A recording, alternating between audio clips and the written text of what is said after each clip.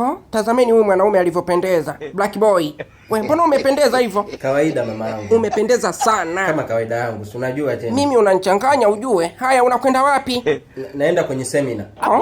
Mbona ghafla? Seminar gani? Tuna seminar pale ya Ticha Zungu kuwaelekeza watu namna ya kudownload application ya Ticha Zungu Play Store ili wajifunze Kiingereza kwa Kiswahili. Ndio uvae kimalaya hivyo kama unakwenda club na soro.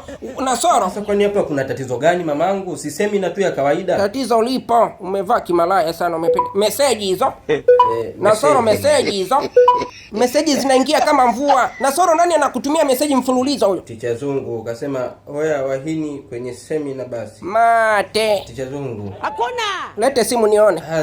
Simu ya nini Ticha Zungu? Anaenda kunichiti mchana kweupe huyu. Hebu lete simu niangalie mwenyewe. Hebu acha mambo yako. Mimi acha niwahi kwenye seminar. Anyway, potelea pwete. Njoo nikubariki babangu. Unataka kunibariki? Njoo. Mambo si haya tena. Sogeza kichwa babangu nikubariki.